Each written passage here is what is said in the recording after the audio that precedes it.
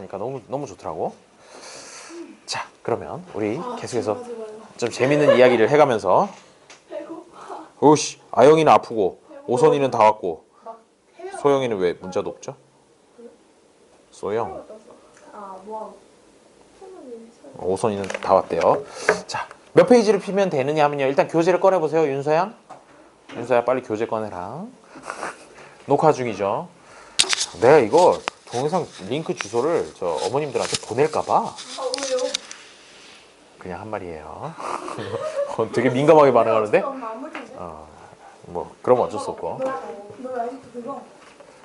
쌤 근데 왜 이거 안 해줘요? 아직도 옹성우냐? 저 올 때부터 안 해요 왜 이거? 뭐? 저 해줘요. 저 오기 전부터 애들 다행인데 왜 저 올 때부터 아니야, 안 해요? 해줄게. 나한테 카톡으로 저 뭐야 사진만 보내면 이렇게 커다랗게 뽑아줌. 아 사진만 보내면 돼요? 그렇죠. 보내도 돼요? 지금 말고 나중에 보내. 지금 보낼래. 나중에 보내요. 왜냐면 이제 또 2권 나가고 그럴 거거든. 그래서 그래도 혹시 뭐 원하는 표지 있으면 A4 용지 컬러로 하나 뽑아줄 테니까 어려운 거 없어요. 그냥 뭐 컬러로 사진만 보내면 뽑아줌. 안녕 오선. 하이. 그래요. 다 왔군요. 자, 그러면 아영이는 아프대고 소영이만 오면 되는데 언제 올지 모르겠군요. 자, 41페이지를 펴보면 되겠습니다. 아마도 지구 시스템을 하면 되는 것 같아요. 41페이지 펴보고 맞는지 꽁별. 내가 좀 꽁별. 자, 41페이지 펴보세요. 맞나요? 맞죠? 40페이지까지 다 했죠? 자, 41페이지 여기서부터 이제 시작을 하면 되겠어요. 우리 근데 중학교 때 되게 많이 배웠던 부분들이야. 그래서 아마 수업을 들으면서 어느 정도 이렇게 기억들이 날 거예요. 그리고 오늘은 특별 서비스로 혹시 사진도 뽑아줘요? 네 사진? 그래서 사진 보고 있었어? 뭐죠? 뭐 그래서 지금 촬영하는 건가요 혹시? 아니. 그러지 말고 오늘은 특별 서비스로 중간에 직접 내린 원장님께서 직접 내리신 커피라든지 아니면은 따스한 차라든지 몇 시예요? 이런 것들을 중간에 쉬는 시간에 먹을 수가 있게 돼요. 아마 그대가 가고 나서 먹겠죠? 쉬는 시간에 먹을 거니까 그렇게 해서 6시 참나 어이가 없어요. 그냥 출석 도장 찍으려고 왔어요. 자, 잠깐만 왜 잠깐만. 가래. 자, 그럼 계속해서 하도록 하죠. 41페이지를 봅시다. 지구 시스템이라고 하는 게 나오는데 지금 여러 가지 시스템들을 하고 있었던 중이었는데 우리 중학교 때 배웠던 것 중에서 전체 이 세상을 5개의 권역으로 나눌 수 있다. 뭐 그런 얘기를 했었어. 그 중에서 첫 번째 나오는 게 기권, 수권, 직권 이런 식으로 나누는 거 있잖아. 그러면 나머지 2개가 뭘까? 기권, 직권, 수권 말고 그 다음에 남아있는 거? 상공권? 외권 나오고 또 하나 있어. 그렇지. 생물권하고 외권에다가 기권, 직권, 수권 3개 합쳐가지고 5개의 권역으로 이렇게 나눌 수 있다라는 걸 중학교 때 했었습니다. 그 얘기를 오늘 하게 될 거예요. 각 권은 서로 상호작용하면서 물질과 에너지를 순환시킨다라고 이렇게 얘기를 했었는데 그 구성을 좀 간략하게 중학교 때 배웠던 거 위주로 해가지고 좀 정리를 해보면 직권부터 이제 보면은 직권. 자, 직권의 지자는 땅지자죠. 땅. 돌로 된 암석으로 되어 있는 그 부분을 얘기를 하는 것인데 지구 내부의 구조를 보게 되면 이렇게 무슨 계란 마냥 잘 그렸어요. 자, 계란 마냥 이렇게 생겼는데 안쪽에 층상 구조로 이렇게 되어 있다는 거죠. 그래서 심혈을 기울여서 그리고 있는데 전혀 아름답지 않군요. 자, 이렇게 그려놓은 거 보면은 제일 안쪽에 있는 거를 뭐라 그러냐? 내핵 그리고 외핵 이렇게 2가지로 나누고 그 다음에 굉장히 많은 부분을 차지하고 있는 이 부분은 뭐죠? 멘틀. 그렇죠. 지각. 멘틀이고요. 그 다음에 오선 요 바깥쪽에 아주 있는 듯 없는 듯하게 있는 요쪽을 뭐라고 부르죠? A 같은 소리 하고 있죠. 갑자기 지각이라고 이렇게 불러요. 지각. You are late. 지각이라고 이렇게 부르게 되는데 지구의 반지름은 어느 정도 되는지 혹시 알고 있나요? 지구의 반지름. 3.14. 그냥 막 던지는구만. 36만.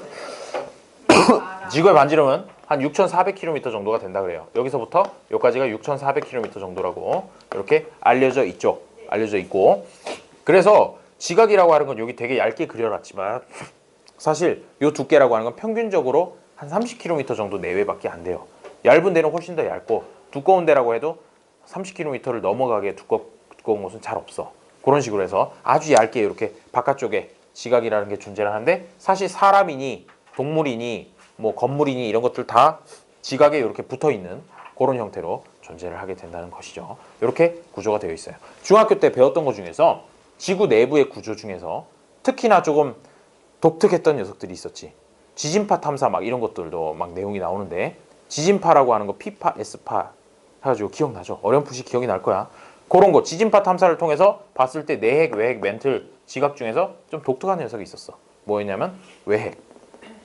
얘는 지진파 탐사를 해봤더니 신기하게도 S파는 아예 전달이 안 되고 P파도 급격하게 속도가 쭉 떨어지는 그런 형태가 나타나서 아 그래? 그러면 너는 혹시 액체가 아닐까? 라고 이렇게 생각을 하게 되었던 것이죠. 아직까지 땅을 뚫어서 확인을 해본 건 아니기 때문에 완벽하게 뭐 증명된 건 아니지만 여러 가지 증거들을 이제 가지고 판단해 볼 때 액체일 가능성이 매우 높다. 액체다. 라고 이렇게 얘기를 하고 있는 것이 바로 외핵이 되겠습니다. 그 정도 기억을 해주면 되고 그 다음에 지금 여기 그림에서도 느껴지지만 요 네 가지 중에서 사실 가장 큰 부피를 차지하고 있는 부분은 어디겠니?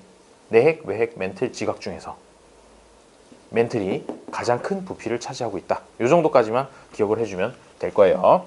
자, 거기 보면 직권이라고 하는 건 암석과 토양으로 이루어진 지구의 겉부분과 지구 내부를 다 직권이라고 이렇게 통틀어서 얘기를 하는데 층상 구조를 이루고 있어요. 제일 바깥쪽에 지각, 밀도가 큰 해양 지각과 밀도가 작은 대륙 지각으로 구성되어 구분하며 그리고 Si하고 O가 대부분이다. Si하고 O라고 하니까 그렇죠. 규수하고 산소인데 그 합쳐가지고 규산염이라고 앞단원에서 배웠던 것도 혹시 기억이 나면 좋겠네요. 규산염 광물이 주요 그 광물들의 기본 단위다라고 이렇게 얘기를 했었죠. 그런데 여기서 대륙 지각이랑 해양 지각이라고 그랬잖아. 대륙 지각이라고 하는 거는 그러니까 결국 육지 부분에 있는 지각이라는 얘기고 해양 지각이라고 하는 건 바다 밑바닥에 있는 지각이라고 하는 건데 거기 보니까 해양 지각의 밀도가 훨씬 높대. 왜 그런 일이 일어났을까? 그걸 생각을 해보면 얘네들의 그 성분 함량이 다른 거야. 성분 함량이 다른데 주로 많이 들어있는 게 뭐냐면 해양 지각에는 여기 중심부에 들어있는 것 같은 철이라든지 니켈이라든지 망간 이런 것처럼 중금속들이 많이 들어있는 것이고 그 다음에 대륙 지각에 있는 녀석 같은 경우에 여기 써있기도 하지만 SiO 이런 것들이 주성분이라 가지고 조금 더 가벼운 물질들로 구성이 되어 있어서 밀도가 해양 지각이 더 높다라고 얘기를 하죠. 그리고 색깔도 조금 달라. 색깔도 좀 다른 게 Si하고 O의 규산염 광물 같은 경우에는 대부분 투명하거나 밝은 색깔을 띠는 경우가 많아요. 그러다 보니까 하이로 대륙 지각 같은 경우에 조금 더 밝은 색깔 광물들 중심으로 구성이 되어 있고 해양 지각 같은 경우에 좀 더 어두운 검은색에 가까운 그런 색깔로 그런 색 광물들로 이루어져 있다. 이렇게 생각해 주면 되겠어요. 오래간만이야 과학. 자 41페이지 펴시면 돼요. 자, 그 다음에 멘틀로 넘어가니까 유동성이 있으며 지구 부피의 대부분을 차지한다라고 했는데 유동성이 뭐니? 움직일 수 있는 성질. 그래? 야, 외핵이 액체라는 얘기는 했는데 멘틀은 그렇다면 고체라는 얘기잖아. 나머지는 다 고체라는 얘기잖아. 고체인데 유동성이 있는 게 뭐야? 액체가 유동성이 있다면 알겠는데 고체에 유동성이 있다면 잘 언뜻 생각이 안 된단 말이야. 근데 그 상태가 뭐냐 하면은 뿌띠첼 드시나요? 젤리 같은 거. 그런 애들은 젤리는 그럼 액체예요, 고체예요라고 물어본다면 고체라고 대답을 하겠지. 하지만 그런 애들 이렇게 만지면 움직이죠? 만지면 움직이고 그런 상태에 가깝다라고 생각을 해주면 되겠어요. 멘틀은. 자, 그 다음에 핵은 액체 상태의 외핵과 고체 상태의 내핵으로 구분하며 Fe와 Ni, 철과 니켈 이런 것들이 주성분이 된다는 거죠. 그래서 우리 지난 단원에서 지구를 구성하는 가장 많은 원소라고 하면은 뭐였죠? 지구를 구성하는 그래요. 철. 그 다음이 뭐였죠? 산소. 어우, 훌륭해요. 훌륭해요. 그런 건데 도대체 그 많은 철은 다 어디 갔냐? 내핵이랑 외핵 쪽에 주로 많이 있어서 지각에는 그렇게 흔하지는 않은 원소가 되었다는 것이죠. 오케이? 그래도 뭐 지각에도 철도 많이 있어요. 그거 캐다가 우리 막 철광석 만들어서 막 쓰고 그러잖아. 좋습니다. 자, 그 정도까지 해가지고 직권을 하면 되겠고요. 역할은 뭐냐? 생물체의 서식 공간을 제공하고 기후변화의 영향, 화성활동, 뭐 상시적인 부분 정도라고 이렇게 보면 되겠죠. 자, 지금까지 직권을 얘기를 했어요. 자, 소영아, 질문. 우리가 사는 이 지구를 총 한 5개 정도의 권역으로 나눌 수 있대요. 기권, 직권, 뭐 이런 식으로 나눈다 이거야. 그럼 나머지 3개가 뭘까요? 수권. 꼭 아까 질문할 때는 대답 안 하고 소영이한테 질문할 때 소영아, 질문이 끝난 게 아니야. 2개가 남았어. 어허? 하나 더? 뭐 지구라 그래서 좀 헷갈릴 수도 있지만 외권, 예, 기권의 바깥쪽 우주 부분, 그거까지 합해서 5개라고 얘기하는, 거의 지금 얘기하고 있는 거야. 두 번째로 이제 수권을 좀 얘기를 해보도록, 아니, 기권을 얘기해 보도록 합시다. 기권이라고 하는 녀석은 사실 우리한테 좀 더 친숙한 표현은 대기권이라는 말을 좀 더 친숙하게 이렇게 느끼게 되죠. 대기권이라는 용어 많이 들어봤을 거야. 왜? 우주선 같은 게 이렇게 땅으로 이제 들어올라 그러면 대기권을 통과하고 있고 뭐 어쩌고 뭐 그런 얘기 막 나오잖아. 거기에서 얘기하는 것처럼 요 지표면 위쪽에 공기로 둘러싸여 있는 부분을 다 대기권이라고 얘기를 하게 돼요. 대기권이라고 얘기를 하게 되고, 지표면에서부터 보통 일반적으로 한 높이 1000km 정도 1000km 정도까지 높이를 이렇게 둘러싸고 있는 공기 덩어리, 이 부분을 대기권 또는 기권이라고 이렇게 얘기를 한다 이거죠.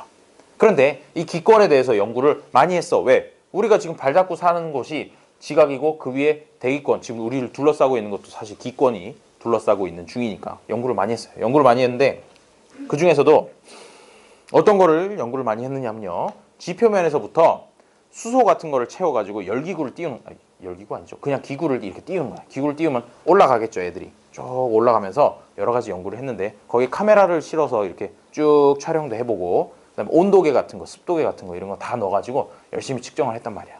그랬더니 제일 흥미로웠던 게, 요런 그래프 본 적 많이 있을 텐데, 축이 2개를 그려놓고 이쪽을 온도, 정확히는 공기의 온도니까 기온도? 기온. 그리고 이쪽 축을 고도, 높이 올라가는 그 높이라고 이렇게 축으로 그려놓은 그런 그림을 그리도록 연구를 해봤어요. 어떻게? 아까 기구에다가 온도계를 싣고 천천히 올라가면서 측정을 한 거지. 그래서 온도 변화를 그려봤더니 지표면에 있었을 때 뭐 온도가 이 정도였다. 그러면 올라가면 올라갈수록 온도가 떨어지겠죠. 위로 올라가면 추워지잖아. 추워지다가 조금 가다 보니까 평평하게 나타나는 공간이 생기더라는 거야. 온도가 거의 변화가 없는 그런 게 잠깐 짧게 생겼다가 이제 그 다음부터는 다시 올라가니까 오히려 온도가 더 올라가는 그런 구간이 좀 나오다가, 또 약간 조금 일정한 구간이 나오다가 본격적으로 온도가 쫙 떨어졌다가 또 약간 평평하다가 쭉 올라가는 그런 식으로 온도 변화가 생겨났다는 거지. 측정을 해보니까 이런 식으로 나오더라는 거야. 그래서 사람들이 생각하기를, 올라갈수록 온도가 떨어지는지 아니면 올라가는지에 따라서 층을 그럼 나눠볼 수 있겠네.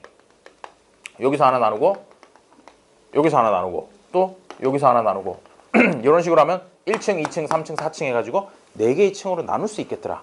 뭘 기준으로? 온도가 올라갈수록 떨어지는지 아니면 올라가는지. 그거 가지고 4개의 층을 나눠봤다는 거죠. 요거 은성, 네. 우리 중학교 때 이거 다 배웠던 내용이잖아요. 그러면 첫 번째 요층, 지표면에서 제일 가까이 있는 요층의 이름이 뭘까요? 훌륭해요. 자, 요층을 가지고 대류권이라고 이름을 붙였어. 대류권이라고 이름을 붙였는데 그 이름을 붙인 이유는 뭐냐면은 요게 높이가 이제 한 11km 정도까지를 대류권이라고 얘기를 하는데, 여기에서 대류 현상이 일어나다는 거야. 자, 그러면 대류 현상이 뭐니? 대류권이라는 이름은 들어봤는데, 그쵸? 우리 열의 전달 방식 3가지가 있었어요. 열의 전달 방식 3가지가 있는데, 첫 번째가 전도, 그리고 두 번째가 대류, 세 번째가 복사, 이렇게 3가지가 열의 전달 방식이었는데, 그 중에서 액체라든지 기체가 직접 순환하면서 열을 전달하는 거를 대류라고 얘기를 했었어. 그게 바로 여기서 얘기하는 그 대류권의 대류가 그 대류야. 그 대류가 되고, 이 얘기는 결국 공기가 바닥에서부터 위에까지 순환을 한다라는 그 의미야. 왜 순환을 하느냐? 여기 같은 경우에 아래쪽에 있는 공기들이 위쪽에 있는 공기보다 따뜻해요. 그렇죠? 온도 변화가 그렇죠. 지표면에 있을수록 더 따뜻한 것이고 위로 갈수록 더 차가운 공기가 존재를 하잖아.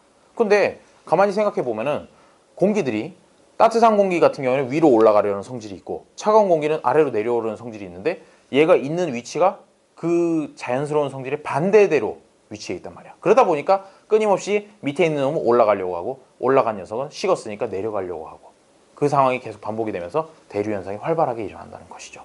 그러면 잠깐만 있어봐요. 알았어. 1층에서 대류가 현상이 일어나는 건 알았는데 그러면 위에도 보니까 대류 현상이 일어날 만하게 그렇게 되는 구간이 하나 더 있지. 어디? 세 번째. 여기. 여기도 보니까 아래쪽이 더 따뜻하고 위쪽이 차가우니까 여기서 대류 현상이 일어나겠네? 일어나. 대류 현상이 일어나. 그런데 이름을 붙일 때는 여기다가 대류권이라고 이름을 붙이고 여기에다가 대류 현상이 일어나면서 한 가지 특징이 더 있어요. 여기 같은 경우에 지표면에 땅만 있는 게 아니라 이제 바다도 있잖아. 바다도 있다 보니까 막 이렇게 증발해서 수증기가 증발해서 눈이라든지 비라든지 이런 식의 기상 현상이 나타났다 이거죠. 그래서 그 두 가지 특징을 가지고 있는 게 이 대류권이 되는 것이고요. 나중에 혹시 뭐 문제에서 대류 현상이 일어나는 곳을 골라라 그러면 얘랑 두 개예요. 이런 식으로 얘기를 해주면 되는 거야. 그리고 두 번째 같은 경우에 이제 11km보다 더 올라가다 보니까 점점 올라가면 올라갈수록 온도가 올라가는 그런 층이 생기더라. 얘의 이름은 뭔가요? 두 번째 칸 여기. 친구권. 그렇죠. 어휴, 훌륭해요. 어떻게 알았냐? 여기 써져 있어. 아니야, 그거 말고 중학교 때도 나온 거야. 나왔었던 거야. 이미 나는 중학교 때 공부를 해서 기억이 나는 걸 거라고 굳게 믿고 있어요. 중학교 2학년 때 나온 거야. 중2 1학기에. 자, 성층권이라고 이름을 부르는데 여기는 되게 유명한 녀석이 하나 있죠. 그렇죠. 오존층이라는 게 있어요. 오존층이 대략 한 이 정도쯤에 오존층이 존재를 하게 되는데 자, 오존층 어디서 들어본 것 같은 이름인데 뭐가 있으니까 오존층이라고 부르냐? 오존이 있으니까 오존층이라고 불러요. 근데 오존이라고 하는 거는 O3 이렇게 생겼거든. 그러면 산소가 O2잖아. O2에 산소 원자가 하나 더 붙어 있는 그런 형태가 되는 거죠. 그 물질이 바로 오존이야. 오존인데 얘는 어떤 성질이 있냐면은 막 태양빛을 받으면 태양빛에 여러 가지가 섞여 있죠. 뭐 어떤 것들이 섞여 있냐면 빨간색 빛, 빨주, 노초, 파남보 이렇게 가시광선도 섞여 있고 가시광선 외에 있는 적외선이라든지 자외선이라든지 뭐 전자기파 이런 것들이 다 섞여 있는 상태야. 그런데 걔가 왔는데 이 오존이라는 녀석은 그 중에서 특히나 자외선 부분을 받으면 참을 수 없어. 나는 꼭 자외선을 가져야겠어 라고 해서 흡수해버려. 자외선을 흡수하는 그런 성질이 갖고 있는 물질이 바로 오존이야. 그러다 보니까 지구까지 온 여러 가지 빛 중에서 오존층을 지나면서 자외선은 거의 대부분이 걸러져 버리는 것이야. 거의 걸러지고 지표면으로는 자외선은 아주 일부분만 조금만 남아서 들어오게 된다는 것이죠. 즉 오존층이 하는 역할이 뭐냐면 자외선을 흡수하는 역할을 해요. 자외선을 흡수하면 자외선도 광선인 바에야 걔도 에너지를 갖고 있겠지. 그래서 오존층이 흡수를 한다는 의미는 오존층이 뜨거워진다는 얘기야. 뜨거워지고 그 뜨거워진 열을 방출을 하기 때문에 위로 올라갈수록 온도가 높아지는 요게 올라가는 이유는 오존층이 있기 때문에 거기서부터 열을 방출을 해가지고 위로 올라갈수록 더 따뜻해진다. 이렇게 생각을 해주면 되겠어요. 오존층의 역할 굉장히 중요한 역할이에요. 오존층이 없었다면 우리는 육지에 살지 못했어요. 육지에 살지 못하고 바닷속에 뭐 왕국을 건설했거나 아니면 아직도 아가미를 가지고 호흡을 하고 있거나 그랬을 수도 있어요. 왜? 이 자외선 같은 거를 많이 받으면 자외선 그대들 되게 싫어하는 거야. 자외선 오락실에 자외선 차단제도 막 바르잖아. 선크림 이런 것들. 그걸 많이 받으면 피부병도 생기고 심하면 피부암도 생기고 막 그래요. 걔네들이 자외선이 그런 역할을 하죠. 자, 그리고 성층권에서 기억할 거는 첫 번째 오존층이 있다는 것. 두 번째 하나 특징이 더 있어. 온도 분포를 보니까 아래쪽에 온도가 낮은 애들이 있고 위쪽에 온도가 높은 애들이 있어. 원래 있고 싶은 대로 딱 있는 상태인 거야. 그러다 보니까 공기가 위아래로 순환을 할 이유가 없다. 그래서 아주 대기 상태가 안정되어 있다라고 이렇게 두 가지를 두 번째 요소는 그거예요. 그거를 기억을 해주면 되겠어요. 그러고 나서 이제 세 번째로 왔는데 이제 슬슬 이름 짓기도 조금 귀찮아지고 게다가 얘는 뭐 별다른 특징이 없어요. 대류 현상이 일어난다? 그거는 뭐 대류권에서 이미 더 활발하게 일어나는 거니까 특징이 별로 없어요. 특징이 별로 없다 보니까 그냥 이름도 중간권이다. 되게 성의 없게 지었죠, 이름을? 중간권. 대류권, 성층권 뭔가 이렇게 아주 좋은 이름을 짓다가 갑자기 중간에 꼈다고 중간권이라고 이렇게 이름을 지어놓고 대신에 특징이 하나 있긴 있어. 뭐냐면요. 이 그래프를 보니까 대기권 중에서도 기권 중에서도 제일 온도가 낮은 구간이 나타나는구나. 요 정도 특징이 있다고 보면 되겠어요. 얘는 그냥 온도가 쭉쭉쭉쭉 떨어지는데 요 정도 가면은 영하 거의 80도 정도까지 온도가 떨어지게 돼요. 떨어지고 춥고 그리고 위로 올라가면 위로 올라갈수록 점점 공기가 희박해지죠.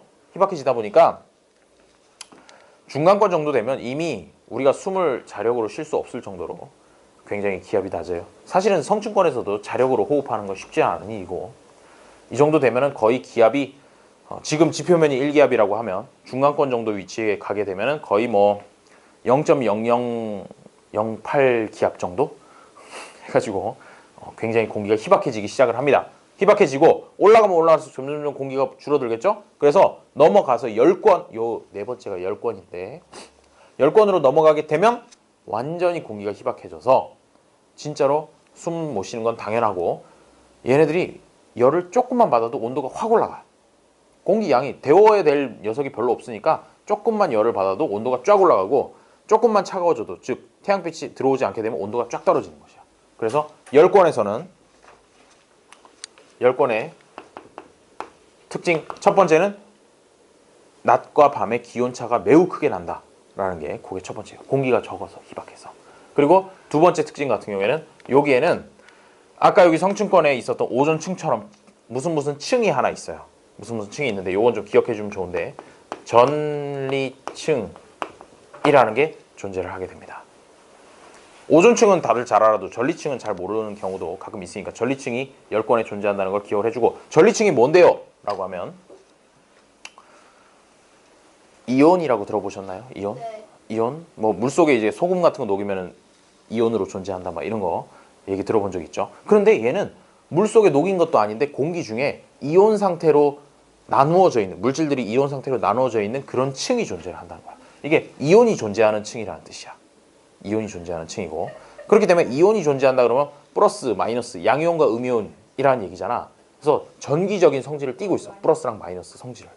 그래서 얘가 하는 역할은 뭐냐면요, 태양에서부터 이렇게 복사 에너지만 오는 게 아니라 입자들도 같이 나오거든. 전자부터 시작해가지고 여러 가지 입자들이 나와서 그것들이 실제로 입자들이 우리 지구까지 밀려오는 걸 태양풍이라고 부르는데, 그 태양풍을 막아줘요. 왜? 얘네들이 전하를 띠고 있기 때문에 그런 입자들이 결합이 되면서 지구 지표면에까지 도달하는 걸 막아주는 역할을 한다 이것이. 막아주고, 또 한 가지 역할은 지표면에서 이제 전파 같은 걸 쏴서 장거리 통신을 하려고 하죠. 장거리 통신을 하려고 하면 이쪽 전리층에서 반사가 일어나서 다시 지표면으로 쏴주는, 그래서 장거리 통신을, 그냥 지구가 둥그니까 쫙 멀리까지 쏘면은 원하는 대로 갈 가능성이 거의 없잖아. 가능성이 거의 없는데 바깥쪽에 있는, 이쪽에 있는 전리층에서 여기서 딱 쏘면 반사가 된다고. 반사가 되고 해서 원하는 데까지 계속해서 바깥으로 빠져나가는 게 아니라 안쪽으로 반사시켜주는 그런 역할을 해줍니다. 10권에 뭐가 있다고요? 전리층이 있어요. 전리층이 있고, 아까 얘기했던 태양풍을 막아주는 과정에서 생기는 에너지가, 입자가 태양에서부터 뭔가 에너지를 갖고 있는 입자가 오잖아. 근데 전리층에 걸러서 막히잖아. 막히면 걔는 갖고 있는 에너지를 어딘가에 내뿜어야 되겠지. 그게 빛의 형태로 내뿜는 게 바로 오로라가 되는 거예요. 오로라 본 적 있나요? 아니요. 사진은 본 적 있죠. 뭐 이렇게 녹색, 뭐라 어디 생긴다. 보라색이랑 극지방에서 이렇게 밤하늘을 보면 오로라 현상을 이렇게 관측을 할 수가 있다는데, 저도 실제로 본 적은 없고요. 사진으로만 봤죠. 그런 것들이 태양에서부터, 이렇게 꼭 태양 말고 우주에서부터 온 입자들이 거기에 전리층에 부딪히면서 에너지를 방출하면 그게 빛의 형태로 방출이 되는 거야. 그래서 밝게 여러 가지 색깔의 빛으로 나오는 거. 그게 바로 오로라이기 때문에 오로라 현상은 10권에서 생긴다라고 하면 맞는 말이에요. 자, 그 정도까지 하면은 이제 기권의 층상 구조에 대해서 얘기를 할 수 있게 되는 것이죠. 오, 어느새 은별이가 갈 시간이 다가왔군요. 왜 가? 아직 안 가요. 가버렸. 20분 남았는데. 20분이 남았어? 그래요. 알겠어요. 부럽나요? 그냥 미리 가. 왜 보낼라 그래? 자, 좋겠다. 부럽다. 자, 그래서 기권의 역할을 보면 생물체의 호흡과 광합성에 필요한 기체를 제공하고, 그 다음에 대기대 순환을 통해서 에너지 불균형 해소. 요거 부분은 뒤에서 조금 더 자세하게 설명할 거고, 자외선 차단이라는 엄청난 역할을 해줘요, 오존층이. 그 다음에 전리층을 형성하여 장거리 무선 통신에 이용을 한다는 것이죠. 그래서 중학교 때 배웠던 거 내용들 중심으로 해가지고 조금 정리를 해봤습니다. 자, 이제 직권이랑 기권 했으니까 그 다음은 뭘 해볼까요? 수권을 이제 좀 얘기를 해봐야 되겠죠. 자, 수권을 얘기를 할 건데 수권은 이쪽에다 얘기를 해보도록 하죠. 수권. 수권은 이 숫자가 물 숫자겠죠? 아마도 물을 얘기를 하는 건데 우리 이 지구에 있는 물 중에서 물이 되게 많이 존재를 해요. 빙하. 되게 많이 존재를 하는데 크게 나누면 두 가지로 나눌 수가 있어요. 해수, 지하수, 지하수. 아, 그래요. 담수. 담수, 다른 말로 민물이라고도 해요. 그리고 비나, 나누는 건 지하수. 짠물. 아, 왜 민물이 나왔으니까 짠물이 나와야지. 짠물이 나와야 되고 담수라는 거에 반대되는 표현으로는 염수라고도 이렇게 표현을 해요. 염류가 녹아 있는 물, 짠물이라는 뜻이야. 그래서 바닷물은 다 이 염수라고 보면 되고 그다음에 강물, 지하수, 빙하 이런 애들은 전부 다 담수 이쪽으로 들어가게 되는 거죠. 짠물, 안 짠물 이렇게 구분을 할 수 있습니다. 크게 나누면 그렇게 되고요. 그런데 퀴즈. 맞추면 뭐 줘요? 내가 칭찬. 자, 재미없나요? 알겠어요. 자, 우리 지구상에 있는 물 중에서 담수가 더 많을까요? 짠물이 더 많을까요? 아니, 담수가 더 많을까요? 염수가 더 많을까요? 염수. 담수라고 찍은 것 같은데 이게 압도적이야. 바닷물이잖아 사실 이게. 바닷물이죠. 바닷물이고 나머지 모든 물이거든. 강물, 호수물, 지하수, 우물물, 빗물 이런 것들은 다 이제 그 민물인데 그럼에도 불구하고 얘가 98%가 이쪽이고 나머지 2%에서 2% 조금 넘는 정도가 요거 녀석이 된다는 것이죠. 그러다 보니까 바닷물이 압도적이고 그런데다가 심지어 왜 이거 들어본 적 있지 않냐? 이 중에서도 또 민물 중에서도 민물을 이제 우리가 먹고 살아야 되는데 민물 중에서도 대부분은 뭘로 존재하냐면 빙하로 존재를 해요. 첫 번째가 빙하고 두 번째로 존재를 하는 녀석은 지하수. 지하수. 오, 그래요. 지하수가 그 다음을 차지를 하고 있죠. 그러고 나서 이제 세 번째로 와서야 지표수. 지표수니까 강물, 호수물, 그다음에 뭐 하천수 이런 것들이 이제 세 번째가 되는 거죠. 지표수. 그래서 사람들이 실제로 사용할 수 있는 물이라고 하는 거는 지구상에 있는 전체 물 중에서 0. 0. 2, 뭐지? 경매예요? 0.0. 그래 0.03% 정도 0.03% 정도만 사용을 할 수 있다고 해요. 그러다 보니까 뭐 물을 아껴 써야 된다 어쩌다 뭐 그런 얘기를 하게 되는 거죠. 정화시키는 거. 그 방법이 있어요. 실제로 중동 지방 같은 경우에 그 저 기름 많이 나는 나라들 있잖아. 걔네들은 기름이 많이 나다 보니까 돈이 많아요. 돈은 많은데 물이 없어. 사막 막 자기 나라들 대부분이 막 사막이고 막 그렇잖아. 중동 지역에 맨날 햇빛만 쨍쨍 내려지고 덥고 물은 잘 구하기 힘들고 그러다 보니까 걔네들이 무슨 짓을 했냐면 짓이라고 표현하기는 좀 그렇지만 걔네들이 기름을 파는 대신에 돈을 많이 벌었잖아. 그 돈을 가지고 바닷가에다가 공장을 세웠어요. 공장을 세웠는데 그 공장이 바로 그대가 얘기한 것처럼 바닷물을 민물로 바꾸는 그런 공장을 만들었어요. 그런 공장을 보고 뭐라 그러냐면 담수 플랜트라고 해요. 담수 플랜트. 이 플랜트가 영어로 공장이잖아. 플랜트가요? 쉽다. 행상. 어때요? 그건 플랜 2시고. 플랜트. 쉽다. 그래 심다는 뜻도 있지만 공장이라는 뜻도 있어요. 플랜트라는 게. 그래서 담수로 만들어주는 공장이라는 건데 방식이 크게 두 가지가 있어. 자, 바닷물을 우리가 마실 수 있는 물로 바꿀 수 있는 방법 뭐가 있을까요? 첫 번째, 은성? 네가 지금 배를 타고 가다가 배가 좌초가 돼서 보트를 타고 망망대해에 나갔어요. 그러면 주변에 바닷물밖에 없잖아요. 근데 목이 마르잖아요. 근데 바닷물 먹으면 죽어. 알지? 왜요? 바닷물이 체액보다 더 농도가 높기 때문에 바닷물을 먹으면 목이 더 말라. 목이 더 마르고 계속 먹으면 계속 더 말라. 그래서 소금 먹으면 목마른 거 은별이. 죽음. 의앙 죽음. 되니까 절대 바닷물을 먹으면 안 돼요. 바닷물 먹으면 안 되고. 첫 번째 방법 끓인다라는 방법이 있을 수 있어요. 생각할 수 있지. 그냥 대규모로 엄청나게 끓이는 거야. 끓여가지고 위쪽에 올라오는 물만 따로 이렇게 받으면 그게 이제 민물이 되고 바닥에는 이제 뭐 소금을 비롯해서 뭐 이 찌꺼기들 남을 테니까. 그게 이제 한 가지 방식이고 또 한 가지 방식이 있어. 사실 그 방식은 대규모 플랜트에서 적합하진 않아. 왜냐하면 에너지를 너무 많이 사용을 해야 돼. 물을 끓이려면 에너지가 너무 많이 필요하기 때문에. 그래서 주로 이제 공장에서 주로 쓰는 방법은 뭐냐면 놀랍게도 잘 들어봐. 바닷물을 민물로 만드는 방법에 대해서 얘기하고 있어요. 아주 조그마한 구멍이 뚫려 있는 막을 만들어요. 딱 물 분자가 지나갈 수 있을 정도의 크기의 구멍만 있는 막을 만들어서 소금만 걸러내요. 물을 넣고 눌러 밀어내 짜내 막을 통해서 바깥으로 물이 나올 수 있도록 말 그대로 걸러서 물을 만드는 그런 방식을 사용을 하는 게 대부분의 담수 플랜트가 그렇게 사용해요. 그러니까 막을 만드는 기술이 사실 제일 중요한 기술이고 압력을 가하는 거야 뭐 여러 가지 방법이 있죠. 말 그대로 눌러도 되고 아니면 뭐 공기로 해서 하는 방법도 있고 그런 식으로 해가지고 담수 플랜트를 중동에 가면 엄청나게 큰 플랜트를 볼 수가 있어요.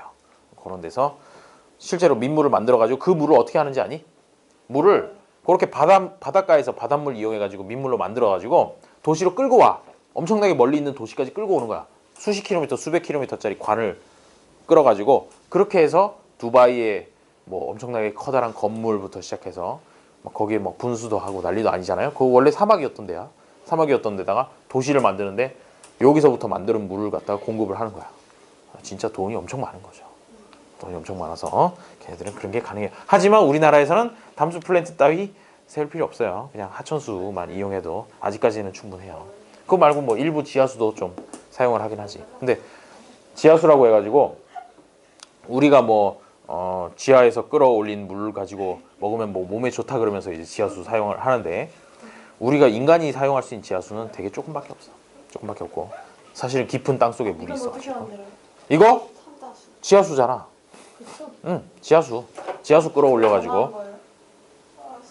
약간의 정화 공정을 거쳤겠죠? 그렇게 해가지고 넣습니다.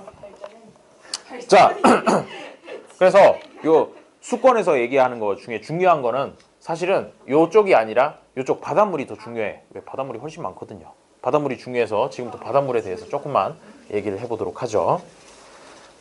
얘네들이 바닷속에서 이제 바닷물에 대해서 연구를 막 했는데 그 중에서도 아까 요 기권 같은 경우에 올라가면서 이제 온도 변화를 쟀다고 했잖아. 이번에는 거꾸로 바닷속으로 들어가면서 온도의 변화를 측정을 해본 것이야. 측정을 해봤더니 이런 식의 그래프가 나오게 되는데 이쪽 축은 여전히 온도예요.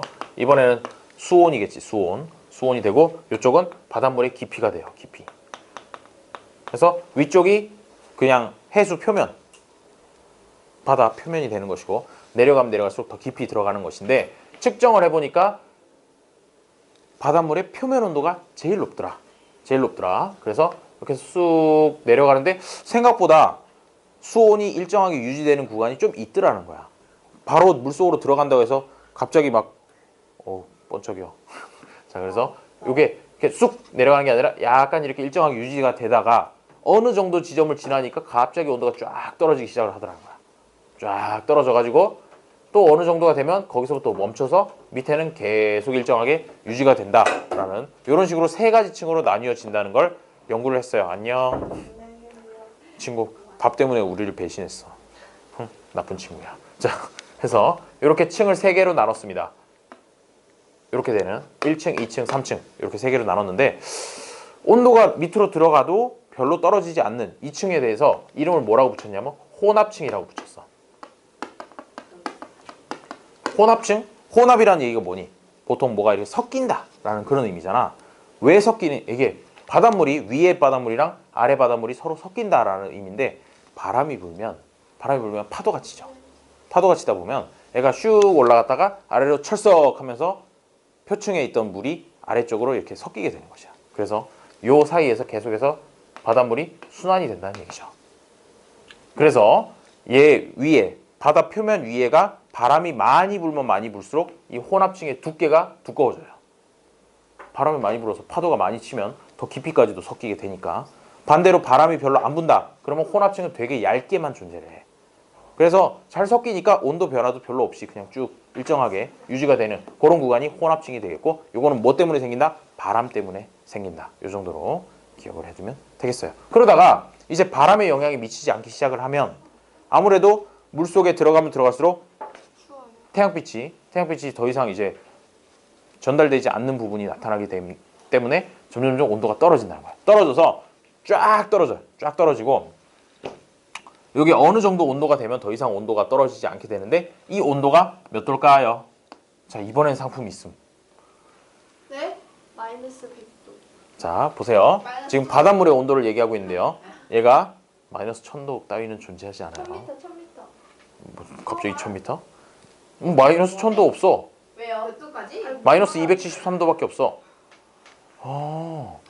여기 1000이라는데? 그건 깊이고요. 뭐 말하는 거예요? 온도를 얘기하는 게 아니잖아요. 그러니까 뭐 말하는 거예요? 자, 문제가 뭐냐면요. 바닷물은 표면에서 온도가 제일 높아요. 제일 높다가 일부 이렇게 조금 일정하게 유지되는 구간이 나오다가 급격하게 온도가 쫙 떨어져서 어느 정도 온도가 되면 그 다음부터는 온도가 떨어지지 않고 쭉 계속 유지가 돼요. 네. 이 온도가 몇 도일까요? 여기 안 나와 있죠. 몇 도? 일까라는 건데, 자, 뭐 네이버 찬스도 있고 뭐 여러 가지가 있는데 밀도가 3분의 1. 뭔 소리인지 모르겠어요. 마이너스인가요? 뭐 갑자기 좀 스무고개냐? 스무고개냐? 영화예요? 온도? 바닷물이에요, 바닷물. 영화. 바닷물은 액체예요, 여러분.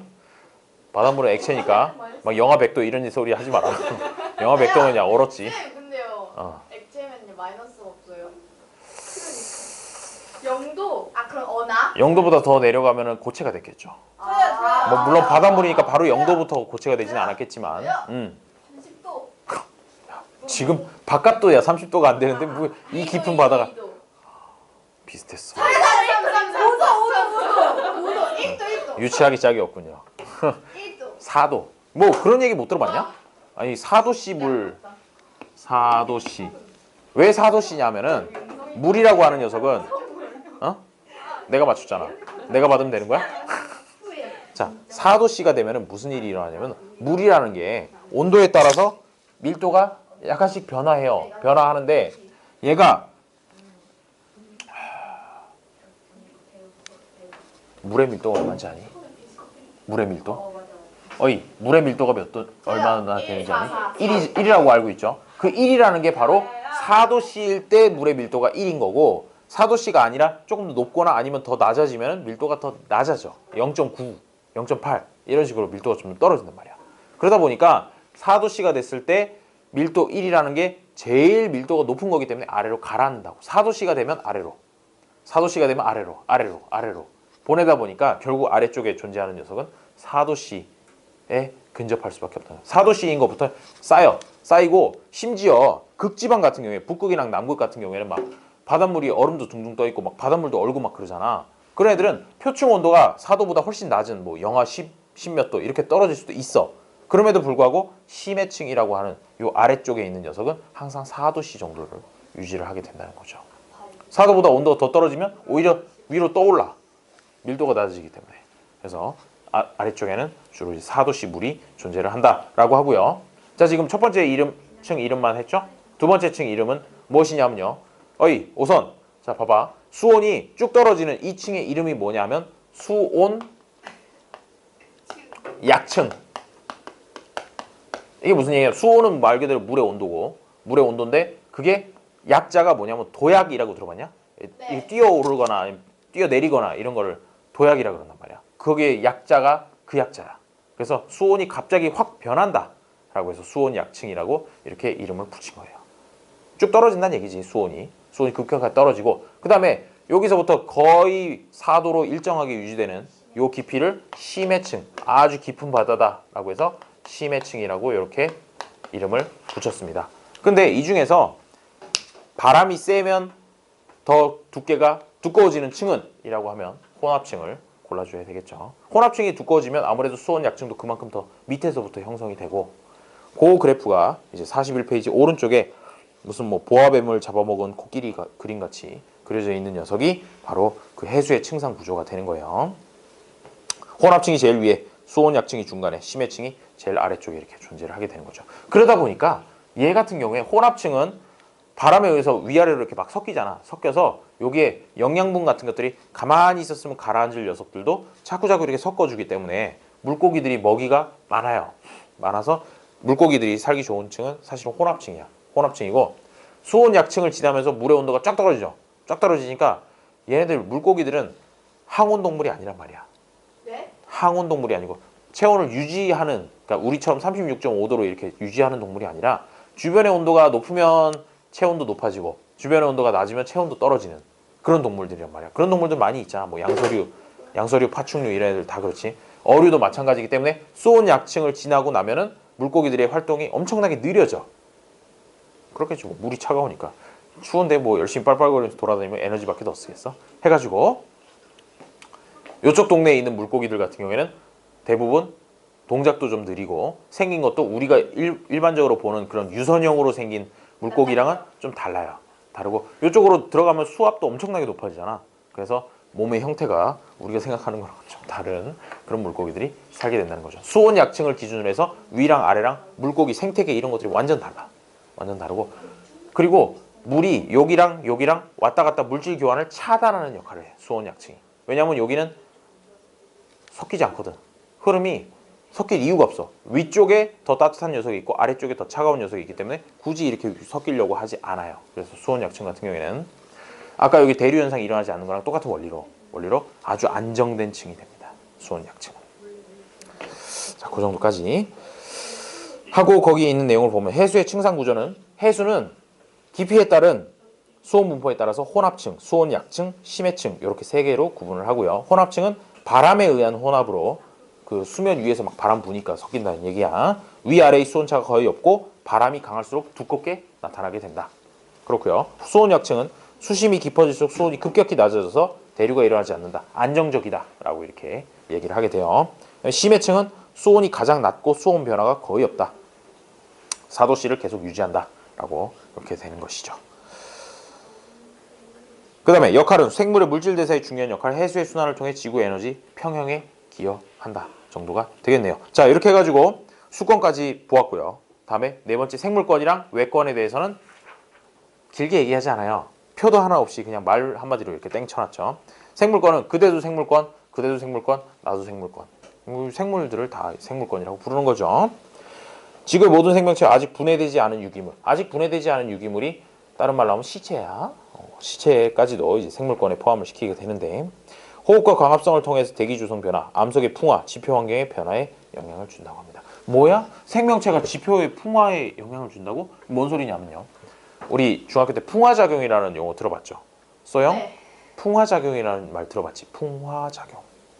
그 어떤 것들을 얘기하니? 보통 돌을 바람이라든지 물이 막 지나가면서 깎으면 그걸 풍화작용이라고 이렇게 얘기를 하잖아. 왜 처음 듣는다는 표정이죠? 아니죠? 들어본 적 있죠? 그런데 생물도 풍화작용에 일조를 한다는 거죠. 우리 사람이 길을 내려고 산허리를 하나를 깎아버리고 딱 도로를 깔았어. 이것도 인간에 의한 풍화작용이 되는 것이야. 풍화작용이 되는 것이고 그리고 그거 말고 식물 같은 경우에는 돌 같은 데 위에다가 뿌리를 내릴 수도 있단 말이야. 식물이 뿌리를 내리면 돌 위에 뿌리를 내리면 그 식물이 뿌리가 천천히 자라긴 하지만 자라면서 돌을 깨는 경우도 있어. 뿌리가 참 힘이 좋죠. 그래서 뿌리가 자라면서 돌 깨기도 하고 그런 것들도 다 풍화작용의 일종이라고 할 수 있기 때문에 거기 쓰여 있는 겁니다. 마지막 외권 같은 경우에는 지구 기권 바깥쪽의 우주 공간으로 물질 이동은 일어나지 않고 에너지 출입만 일어난다. 태양 복사 에너지만 들어오고 지구 복사 에너지만 나간다. 이렇게 기억을 해주면 되겠습니다. 자, 그래서 그 밑에 이제 지구 시스템의 상호작용이라는 녀석이 나오는데 보면 위쪽에 써 있는 걸 보면 뭐요? 자, 직권으로, 수권으로, 기권으로, 생물권으로 라고 돼 있는 걸 봐서 영향을 받는 쪽이 가로축이고 세로축은 직권에서, 수권에서, 기권에서, 생물권에서 해서 영향을 주는 걔네들을 이렇게 세로에다가 적어 놓은 겁니다. 그래서 연결되는 예를 들어서 직권에서 수권으로 라는 걸 찾게 되면 지진의 일, 쓰나미, 염류 성분 이동 뭐 이런 것들이 적혀 있잖아. 그래서 직권이 수권에 영향을 미치는 케이스 이런 것들이 담겨 있으니까 이런 표에서 이제 뭐 문제 같은 것도 자주 나오거든. 근데 이런 데 특징은 어렵지 않아. 그냥 잘 읽어보면 상식적으로 생각할 수 있는 그런 부분들이 많으니까 크게 더 설명하지는 않겠습니다. 그 표 한번 나중에 눈여겨서 보시면 될 것 같아요. 한 페이지 넘어가서 42페이지 문제를 좀 보고 좀 쉬었다가 가도록 하죠. 어이 은성 42페이지로 넘어갔어요. 자, 첫 번째 건 직권의 모습을 나타낸 것이래요. 옳은 것은 동그라미, 옳지 않은 것은 X. 지각은 대륙 지각과 해양 지각으로 이루어져 있다. 맞죠? 그렇죠? 두 가지로 구분할 수 있어요. 대륙 지각이 해양 지각보다 밀도가 크다. X지. 해양 지각이 더 크다 그랬어요. 그래서 대륙지각이랑 해양지각을 만나면 해양지각이 대륙지각 아래로 들어가. 밀도가 더 높기 때문에. 3번에 대륙지각이 해양지각보다 두께가 두껍다. 어느 게 더 두껍죠? 확률 절반. 자, 확률 절반. 찍어봐. 대륙지각 같은 경우는 이렇게 산이 있는 거. 해양이요. 그런 애들이 대륙지각이죠. 해양지각은 이렇게 바닷물이 찰랑찰랑 있으면 해양이요. 이쪽 아래쪽 부분이 해양지각이에요. 그러면 이렇게 생겼고 얘가 이렇게 생겼어. 그래서 대륙지각이 위로도 많이 올라가는데 위로 많이 올라갈수록 아래로도 더 깊어. 아래로 더 깊고 해양지각 같은 경우에 굉장히 얇아요. 얇아서 이 두께가 끽해봐야 2, 3km 정도밖에 안 돼. 여기는 30km씩 이렇게 되고 여기는 2에서 3km밖에 안 됩니다. 3번은 동글뱅이라는 얘기입니다. 4번에 멘틀 얘기인데 멘틀의 연약권은 지하 약 100km 깊이까지의 지각과 일부 멘틀을 포함하는 단단한 암석을 말한다 라고 돼 있는데 야 이거는 진짜 초등학생한테 물어봐도 알겠다. 이름이 연약권이죠. 네. 연약권이면 단단해요, 연약해요? 연약해요. 어머나 세상에. 근데 단단하대. 말이 안 되잖아. 그래서 앞부분까지는 맞아. 앞부분에 설명되어 있는 부분 지하 약 100km 깊이까지의 지각과 일부 멘트를 포함하는 그 다음 말이 틀린 거죠. 단단한 암석이 아니고 연약한 암석을 말하게 되는 것이고 그 옆에 연약권 같은 경우에 보면은 이제 100km 정도까지를 암석권이라고 얘기하고 100km보다 조금 더 깊은 곳에 이제 멘틀로 이제 말랑말랑해지려고 하는 그쪽을 연약권이라고 이렇게 부른다라고 그림도 나와 있어요. 여기 왼쪽에 보시면 제가 감기 걸렸다고요? 감기 걸렸는데 며칠 동안 열이 나더니 열은 내렸어. 열은 내렸는데 이제 가래와 기침으로 옮겨가서 죄송해요. 자, 빨간 그래. 고마워요. 야 이거 이 강의 있잖아. 여기 학원 안 다니는 친구들도 듣나 봐. 댓글 좀 봐. 깜짝 놀랐어. 그래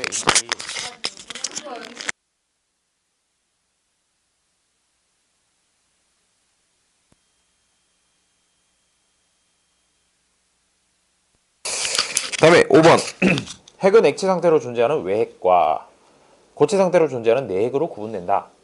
맞네요. 그렇죠? 맞죠? 6번에 핵은 대부분 철과 니켈로 이루어져 있다. 이것도 맞네요. 철은 Fe, 니켈은 Ni 이렇게 쓰죠. 그래서 Fe 써놓고 읽어보라 그랬더니 이상하게 읽는 친구도 있었어요. 자, 2번 그림 가와 나는 각각 기권과 수권의 층상 구조이다 라고 되어 있는데 자 여기 그려져 있는 그림과 여기 그려져 있는 그림을 보아하건대 가가 기권이에요, 수권이에요? 그림 거기 기권 포기하겠다고요? 자, 기권에 대한 그림이고요. 나는 수권에 대한 그런 그림입니다. 자, 가에서 대리운동이 일어나는 층과 그중 기상현상이 일어나는 층을 각각 써보시라 라고 했는데 대리운동은 어느 층에서 일어난다 그랬죠? 기권에서? 제일 아래가 이름부터 벌써 대류권이죠. 그래서 대류권에서 당연히 대류현상이 일어나고 A 중간. 그 다음에 여기 중간권에서 여기서도 대류현상이 일어난다 했어요. AC? 그렇지, AC. 대류현상이 일어나는 원인은 뭐냐면 아래쪽에 뜨거운 게 있고 위쪽에 차가운 게 있기 때문에 원래 있어야 할 위치가 아니다 이거야. 그래서 계속 자리를 바꾸게 되는 그런 대류현상이 일어나는 거죠. 그리고 그 중에서 기상현상이 일어나는 거는 A. A지. A하고 C 중에서 기상현상이 일어나는 것을 골라라라는 그런 의미잖아요. 그래서 물이 있기 때문에 대류권에서 기상현상이 일어날 수 있습니다. 자, 그러면 이번에 가에서 오존층이 있어서 자외선을 흡수하는 층이 어디인지 기호를 쓰시래요. C. B. 성층권을 골라야 되겠죠. 성층권을 골라야 되니까 B를 골라주면 되겠고요. 3번은 기온의 일교차가 가장 큰 층, 즉 낮에는 온도가 엄청 올라가고 밤에는 온도가 쫙 떨어지는 그런 데를 고르라는 얘기인데 D가 그 대상이 되겠죠. D에서 왜 그렇다고요? 공기가 너무 희박해서 열 용량이 너무 작아. 조금만 열받아도 온도 확 올라가고 조금만 추워져도 온도가 쫙 떨어지는 그런 현상이 일어나는 거죠. 그래서 일교차가 막 수백 도씩 나. 열권 같은 경우에. 우리 지표면은 일교차가 수백 도씩 난다 그러면 여름에는 더워 죽었다가 낮에는 더워 죽었다가 겨울에는 얼어 죽는 그런 사람들이 속출할 것이야. 끽해봐야 한 20도 정도밖에 안 나지. 낮과 밤의 온도차가. 그 정도면 많이 나는 건가요? 10건은 수백 도씩 나요. 일교차가. 자, 그 다음에 4번에 나에서 바람이 강할수록 두꺼워지는 층은 어디인지 기호를 쓰시오. 그러면 여기 혼합층을 골라주면 되겠죠. 스몰 a를 이렇게 적어주면 되겠고요. 나에서 스몰 b층의 이름과 특징을 쓰시오 라고 하면 이름은 뭐예요? 일단 수은약. 수온 약층. 수은 아니고 수온 약층이야. 특징은 뭐냐면요. 수온이 급격하게 떨어져요. 깊어질수록 수온이 급격하게 낮아진다. 그러다 보니까 굉장히 안정적으로 위아래 순환도 안 되고 그대로 고정이 된다는 것이죠. 조금 쉬었다가 하도록 해요. 자, 커피 마시고 싶은 사람.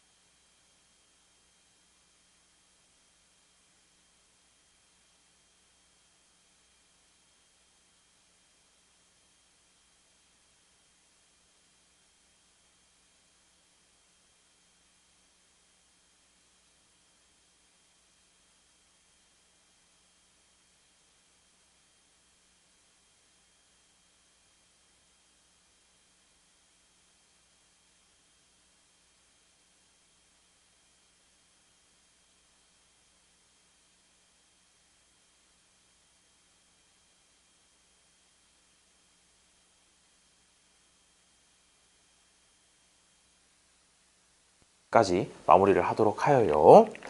자, 오세요. 43페이지 보세요. 이 친구들 뭐 사진 보내느라 정신없구만. 하하이, 뭐 이렇게 보낸 게 많아. 어유 이거 누구야? 이거 지코 아니야? 맞아요. 윤서는 뭐야 이거? 어유 강다니엘도 있네. 강다니엘은 땡. 여러 개 보내주면 여러 개 뽑아줘요. 한두 개 정도는 뽑아줌. 강다니엘. 강다니엘 싫어. 절대 안 뽑아줌. 왜요? 우리 와이프가 강다니엘을 좋아하거든. 그래서 싫어. 하시네. 강다니엘 복숭아. 야 근데 강다니엘 좋아하면 최소 30대 아니야? 나 있어 살기. 30대 이상 취향 아니야 강다니엘? 자 알았어요. 자 43페이지. 나한테 거 좀. 야 수업을 들어. 나한테 보내봐. 수업을 들으라고. 43페이지. 이 친구들 사진 꼭 오늘 아니라 내일 뽑아줄 수도 있으니까. 방금 보냈어. 넌 또 누구 보냈냐? 오. 넌 누구 보냈냐? 요 있다. 백현이랑 찬현이. 오 쌤. 그대도 혹시 갑자기야. 그대도 혹시 보냈나요? 보내줄게. 보내도 돼. 자 43페이지. 지구 시스템의 에너지 흐름과 물질 순환 해서 첫 번째 나오는 건 지구 시스템의 에너지 원. 아하, 이 지구를 움직이는 이 시스템의 에너지 원은 뭐냐? 원래 어디에서부터 온 에너지로 이런 현상들이 일어나는가라는 건데, 첫 번째는 제일 큰 부분을 차지하는 거는 당연히 태양에서부터 오는 에너지야. 태양에서부터 오는 에너지는 어디서 나타나냐? 태양의 중심부에서 핵융합 반응이 일어나죠. 수소 핵융합 반응이 일어나서 거기서부터 나오는 에너지가 지구까지 도달을 하는 것이야. 그런데 여기서 중간 퀴즈. 네. 우리 앞에서 했던 건데, 별의 진화 과정에서 별이 이제 형성이 돼서 주계열성이 되면 안정적으로 에너지를 내뿜게 되잖아요. 수소 핵융합 반응을 통해서. 수소 핵융합 반응이 일어나게 되는 그 임계 온도, 시작 온도는 몇 도일까요? 네, 했어. 분명히 했어. 수소 핵융합이 일어날 수 있게. 천도 같은 소리 하고 있네요. 했어요 우리. 그럼요. 1K. 1K는 영하 272도예요. 기억 안 나니 혹시? 네. 몇 도 이상이 되면은 이제 거기서 수소 핵융합 반응이 일어나면서 주계열성 단계로 접어든다라는 얘기 했었는데, 1만 70. 100도 아니에요. 100도는 물 끓는 온도고요. 1만. 1만도 너무 낮아요. 왜 1만도 그래서 너무 높다고 이렇게 얘기한 것 같은데? 몇 도? 1000만도. 그렇지, 1000만도. 너 1000도라 그랬잖아. 1000도하고 1000만도는 엄청나게 달라요. 자, 어쨌든 1000만도가 넘어가면 그때부터 이제 수소 핵융합 반응이 일어나게 되고, 거기서부터 주계열성이 되는 거예요. 에휴, 그래요. 근원은 그렇고요. 역할은 대기와 해수의 순환, 날씨 변화, 생물의 광합성, 생명 활동의 에너지원 등등으로 엄청나게 다양하게 사용이 됩니다. 왜? 뜨거워? 못 마시겠어. 좀 식혀서 먹어. 한 10분 있으면 식을 거야. 같으니까 머리가 그러니까 어지러워. 가야 되는데. 향이 너무 강해. 가면서 먹어. 자, 다음에 지구 내부 에너지.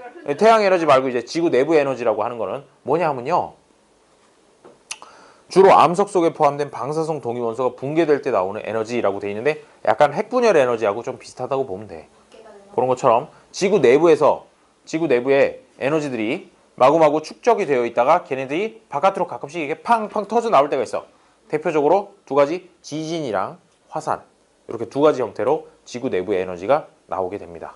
그래서 화산이라고 하는 거 사실 그 땅 속에 들어있던 마그마 걔네들이 뿜어져 나오는 거잖아. 에너지가 막 방출이 되는 거죠. 그런 것들도 지구 내부 에너지로부터 나온 것이고, 지진이라고 하는 것도 내부에서 에너지가 존재를 하다가 걔들이 계속 힘을 받다가 한계를 넘어가면 띡 끊어지면서 바깥으로 일시에 에너지가 방출되는 그런 현상이죠. 세 번째는 조력 에너지라는 녀석이 나오는데, 자, 이 조력이라는 거는 뭘 얘기를 하느냐? 바로 중요한 게 뭐냐면 달이 저기 멀리 있긴 하지만 지구에 영향을 끼친다고. 무슨 영향을 끼치냐? 만유인력. 걔네들도 질량이 있는 애들이기 때문에 지구를 끌어당기고, 그 다음에 태양도 지구를 끌어당기고 있죠. 그죠? 태양이 지구를 끌어당기기 때문에 공전을 하는 거고, 그 다음에 달도 지구를 끌어당기기 때문에 무슨 현상이 일어나냐면 바다에서 밀물, 썰물 이 현상이 일어나잖아. 달 때문에 나타나는 거란 말이죠. 그게 바로 조력 에너지가 되는 거죠. 주로 달과 태양의 인력에 의한, 이게 바로 만유인력이죠. 만유인력에 의한 기조력 때문에 발생한다. 역할은 조석 현상으로 해안 생태계의 영향. 조석이 밀물, 썰물을 조석이라 그래. 밀물과 썰물로 해양 지형 변화, 이런 것들이 일어나게 됩니다. 자, 두 번째, 지구 시스템의 에너지 흐름을 보게 되면 위도에 따른 에너지 불균형이라는 게 있는데, 지구가 둥글게 이렇게 있다 보니까 얘가 또 자전축도 이렇게 기울어져 있어요. 그렇죠? 여기가 북극이면 여기가 남극이고 이런 식으로 기울어져 있단 말이야. 그런데 태양빛이 이렇게 들어오다 보니까 왜 이렇게 평행선이 안 그어지는지 모르겠어. 마음은 정말 이렇게 똑바로 그리고 싶은데 약간 삐뚤삐뚤하죠? 그 선에 따라 그리면 네가 나와서 그려봐요. 해도 돼요? 아니에요. 해보고 있는 중이에요. 네. 부러졌어. 정말 너무 힘을 줬나 봐요. 자, 뭐 여튼 이렇게 평행하게 들어오다 보니까 얘가 적도 근처인 요쪽 지역 같은 경우랑 그다음에 이쪽 극쪽에 있는 애랑 같은 면적이라고 하더라도 들어오는 햇빛의 양이 다르다는 것이야. 아무래도 요게 수직에 가까운 방향으로 들어오게 되는 녀석들이 조금 더 많은 에너지를 받게 되고 비스듬하게 들어오게 되는 이쪽 극지역 이런 쪽은 태양 에너지를 많이 못 받는다는 거죠. 그래서 들어오는 에너지 양이 매우 크게 차이가 나요. 적도 지방이 에너지를 많이 받고 극지방으로 갈수록 에너지를 조금밖에 못 받아들인다라는 그런 얘기가 되는 것이고요. 그리고 먹은 게 많은 애들은 아무래도 방출하는 것도 많겠죠. 그래서 지구 복사 에너지의 양도 저위도 지역이랑 고위도 지역 중에서 저위도 지역에서 더 많이 내뿜는 건 맞아. 하지만 그 차이가 들어오는 양의 차이만큼 심하지 않기 때문에 그 오른쪽에 보면 그래프가 있어요.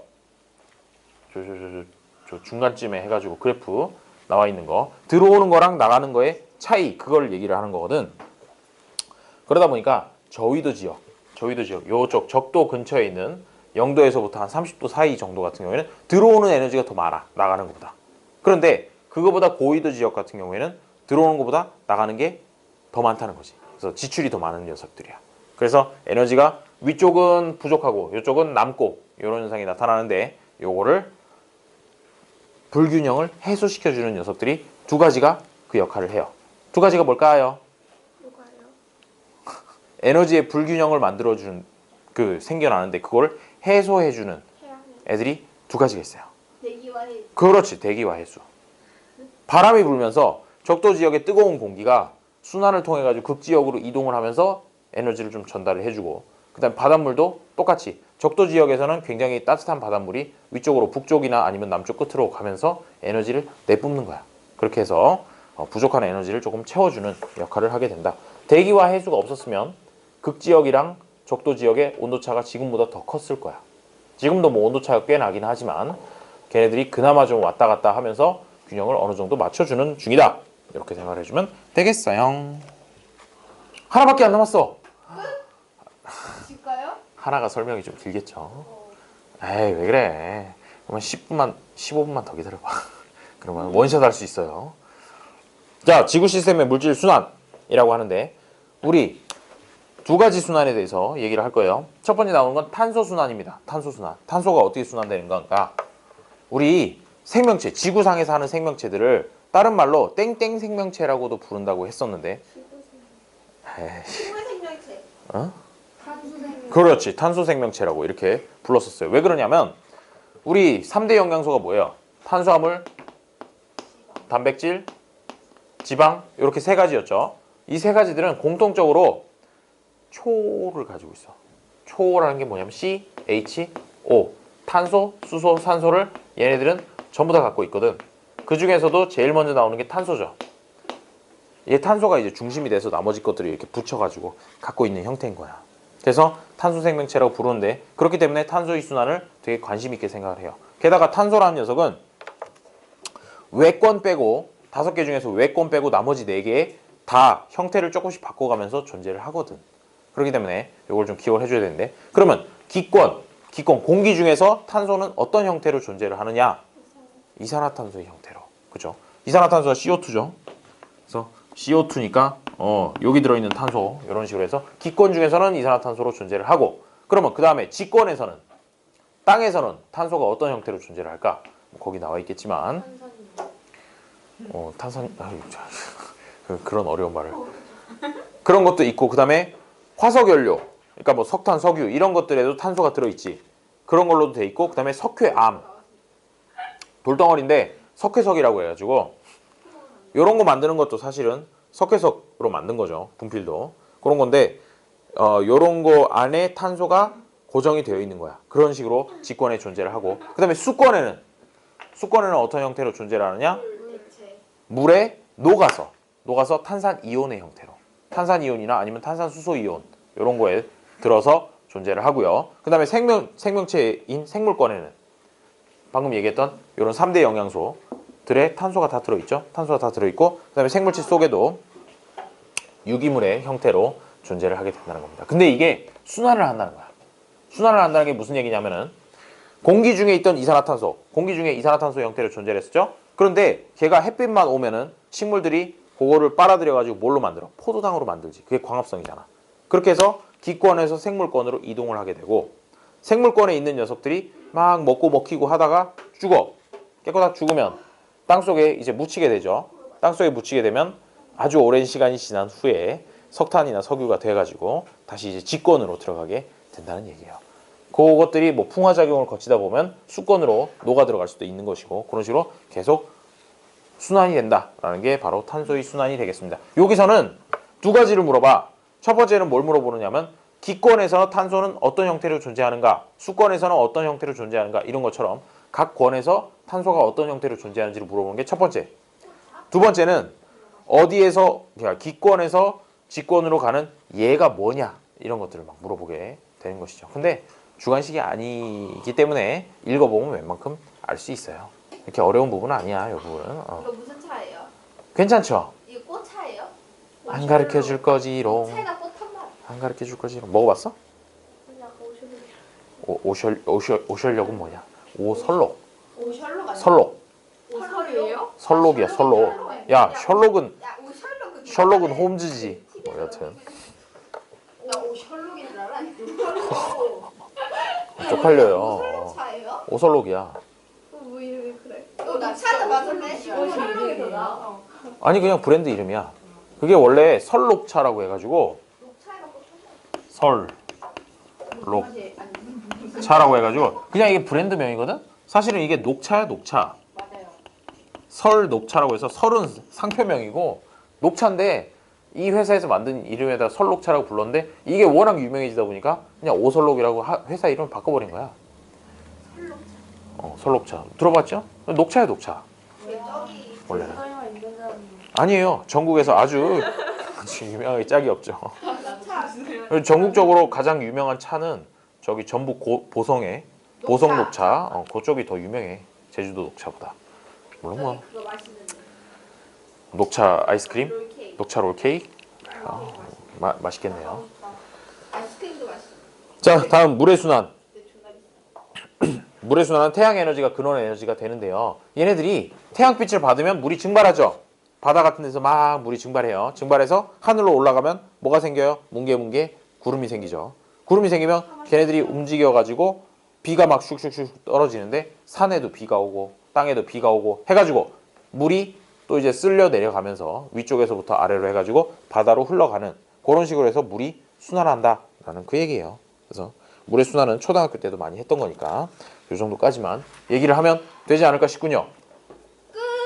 아니에요. 다음 페이지 문제를 봐야지. 44페이지까지만 할게요. 자, 44페이지 보면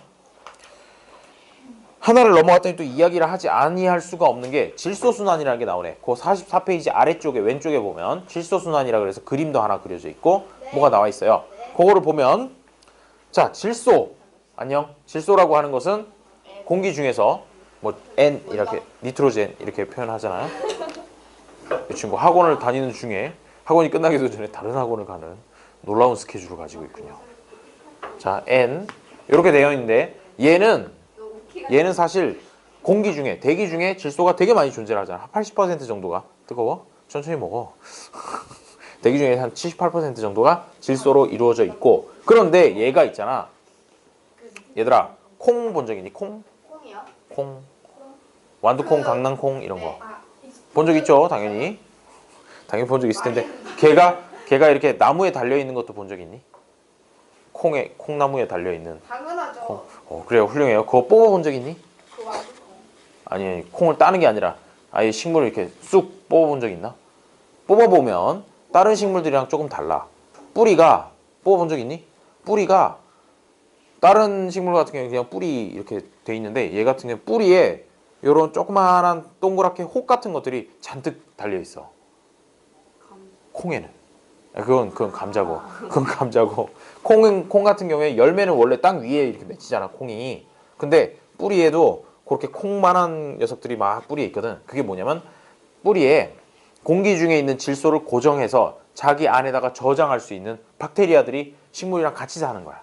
같이 살아가지고 거기에 그렇게 혹 부분에 안에 보면은 뿌리 혹 박테리아라 그래서 박테리아가 잔뜩 있는 것이지. 걔네들이 공기 중에 있는 질소를 고정해서 결국 어디로 보내느냐면 열매, 콩에다가 질소를 마구마구 넣는 거죠. 질소를 넣게 되면 뭐가 생기냐면 여기 탄수화물, 단백질, 지방 중에서 질소가 들어가는 녀석이 단백질이잖아. 그래서 식물 중에서 그나마 단백질이 제일 많이 갖고 있는 녀석이 콩류가 되는 것이야. 콩에 뿌리에 혹박테리아가 있기 때문에 그렇다.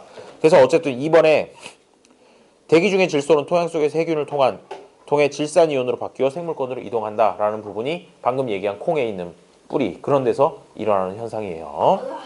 그렇고요. 3번은 없고 4번이 바로 나오냐? 짱인데? 자, 생물권의 식물에서 흡수된 질산이온은 먹이사슬을 따라서 동물로 이동을 하고 그 다음에 동물에게 이동된 질소는 단백질을 구성하고 배설물이 되거나 그러니까 뭐 똥을 누거나 아니면 동물의 시체가 분해되어서 다시 기권으로 질소가 이렇게 순환을 한다. 대부분 기권과 생물권을 왔다 갔다 하면서 그렇게 존재를 하게 되는 거죠. 지권이랑 수권에는 거의 없어. 조금 있을 수는 있지만 거의 없어요. 알았어. 문제 풀면 되잖아. 그쵸? 3번 지구 시스템의 에너지원에 대한 설명으로 옳은 것은 동그라미, 옳지 않은 것은 X. 첫 번째, 지구 내부 에너지는 방사성 동위원소가 붕괴될 때 생성되며 요까지 맞죠? 지구 내부 에너지는 거기서부터 생성되는 것이고 지구 시스템의 에너지원 중 가장 많은 양을 차지한다? 이 말이 틀렸네. 지구 시스템의 에너지원 중에 제일 많은 걸 차지하는 거는 어디서부터 온 에너지예요?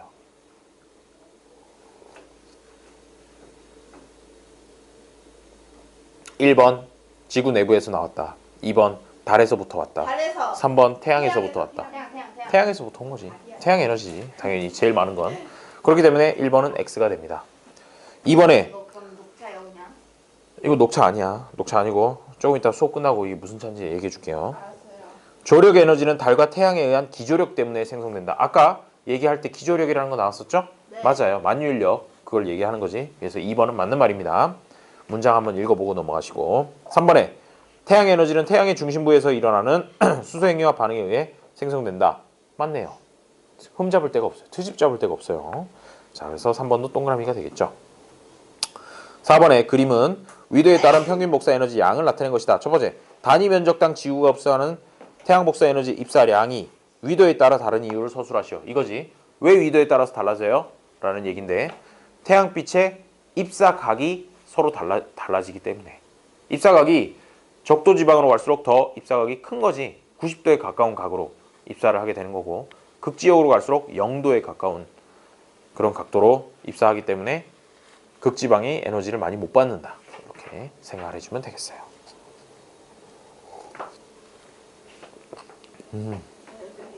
아유, 차 좋네. 자, 위도에 따라 다른 태양 복사 에너지 흡수량에 따른 말이 안 돼. 5선? 네? 거기 있는 두 번째 문장을 한번 소리 내서 읽어보겠나요? 두 번째 문장이요. 네. 위도에 따라 다른 맞아요? 그거 읽으면 돼요. 위도에 따라 다른 태양 복사 에너지 흡수량에 따른 에너지 공유량을 해서 다른 방법으로 있을 수. 문장을 읽어보니까 무슨 말인지 알겠나요? 문장이 좀 이상한 것 같지 않냐? 문제집 치고 너무 문제집 치고 너무 문장을 막 써놓은 것 같아서 그냥 뜻은 이런 뜻이야. 뭐냐면 위도에 따라서 그 적도 지방이면은 에너지가 남고 극지방이면 에너지가 부족하다. 그러면 그거 어떻게 채우는데? 라는 게 문제에서 묻고 싶은 거예요. 아까 네가 대답했잖아. 두 가지의 역할에 의해서 그거 채워준다고. 그래, 대기와 해수의 순환에 의해서. 자기가 대답했던 것도 화를 내요. 대기와 해수의 순환까지만 이렇게 적어놔도 뜻은 통하겠죠. 의예요. 그럼 해수 A야? 아유, 받아쓰기인가요? 자, 다음 5번 에너지 흐름과 물질의 순환에 대한 설명이다. 빈칸에 들어가 알맞은 말을 쓰시오. 탄소는 수권에서 어떤 형태로 존재를 한대요? 수권에서. 기권. 아니 그 수권에서 존재하는 형태. 탄산이온. 탄산이온하고 그 다음에 뭐 탄산수소이온인데 그냥 탄산이온만 적어놔도 돼요. 탄산이온으로 존재하고 기권에서는 어떤 형태? 그렇죠. 이산화탄소. 또는 CO2라고 이렇게 영어로 써도 되고요. 원하는 대로 쓰시면 되겠어요. CO2의 형태로 존재한다. 2번 대기와 땡땡의 순환을 통해서 그렇죠. 해수의 순환을 통해서 저위도에 남는 에너지가 고위도로 이동을 하고 위도에 따른 에너지 땡땡땡이 해소된다. 위도에 따라서 에너지가 어떻게 된다고? 불균형. 그렇지. 불균형한 거를 대기와 해수의 순환에 의해서 커버를 한다는 얘기죠. 그럼 에너지 불균형이에요? 그렇죠. 에너지 불균형이 해소된다. 3번 각 권이 서로 영향을 주고받으면서 그 과정에서 물질과 에너지 순환이 일어난다. 요거는 이제 각 권이라고 하는 건 기권, 직권, 수권 이런 걸 얘기를 하는 거야. 걔네들끼리 주고받는 게 두 가지다. 물질이랑 에너지다. 그거를 강조하는 내용입니다. 그 다음에 4번에 수증기의 공급을 통해 생성되는 태풍은 무엇과 무엇의 어느 권과 어느 권의 상호작용의 결과인가요? 태풍력? 기권. 수권. 직권. 지권? 수권이랑 땅에서 뭐가 태풍이 막 나오나요? 기권이랑 그리고 수권이랑 이렇게 두 개죠. 기권과 수권을 해서 나타난다. 자, 그러면 태풍에 대해서 조금만 얘기를 하고 마무리를 하도록 하겠어요. 이제 책은 됐고 태풍 요즘 왠지 태풍 얘기 많이 못 들어본 것 같지 않냐? 네, 왜요? 그렇지. 태풍이 주로 나타나는 그 달은 언젠가요? 몇 월 달쯤에 주로 많이 나오나요? 여름. 그렇죠. 7월부터 9월 정도에 주로 이제 영향을 미치게 되는데 걔가 태풍이라는 게 어디서 생기느냐? 여기 동그랗게 잘 그려놨네. 여기를 이제 적도라고 하면 이 지구 자전축은 무시하고 적도라고 하면은 적도 조금 윗부분이랑 조금 아랫부분이 태양빛을 제일 많이 받는 부분일 거야. 네. 그렇겠죠. 그러면 여기 또 그림을 그려야 되네요. 우리나라야. 일본이고 이렇게 중국이 있고 해서 아시아가 있고요. 아시아. 그 다음에 이쪽에는 뭐가 있겠어요? 아마도 아메리카가 있겠죠. 미국 이렇게 있어요. 그러면 여기가 태평양이 되겠지. 태평양이 되는데 주로 태풍이라는 녀석 요 정도쯤에서 북태평양 적도보다 조금 높은 곳에 있는 북태평양에서 주로 태풍이 생기는데 얘네들이 생길 때 어떻게 생기냐면 태양빛을 엄청 많이 받잖아. 바닷물이 뜨거워졌어. 그러다 보니까 수증기가 슉슉슉 올라가거든. 그런데 여기서 올라간 공기가 2주일이고 3주일이고 머물러 있으면서 계속 수증기만 공급받는 거야. 계속 가열돼가지고 그렇게 되면 구름이 엄청나게 발달을 하겠죠. 발달을 하는데 구름이 발달을 하는 곳이 고기압이니 저기압이니? 저기요. 공기가 상승하기 때문에 거기서 이제 저기압이 형성되면서 구름이 생기는 거란 말이야. 그래서 여기가 저기압이 되고 저기압이 된다는 얘기는 원래 1기압이 1013 헥토파스칼인데 얘가 숫자가 자꾸 떨어진다는 얘기야. 1000, 990, 980 이런 식으로 자꾸 떨어져요. 그래서 중심기압이 점점 낮아지는데 중심기압이 낮아진다는 얘기는 뭐냐면 중심부에 공기가 부족하다는 얘기야. 부족하니까 기압이 낮은 거잖아. 그치? 그렇게 되면 어떻게 되냐면 주변에서부터 거기 부족한 부분이 있으니까 자꾸 채워주고 싶어. 채워주고 싶어서 중심부로 바람이 막 불어 들어가기 시작을 하는 거지. 불어 들어간 바람은 또 어디 가겠어요? 들어왔으니까 올라가야지. 올라가서 계속 구름을 만들고 자꾸 바람이 주변에서부터 불어 들어오고 올라가고 그런 현상이 몇 주에 걸쳐서 계속 일어나는 거야.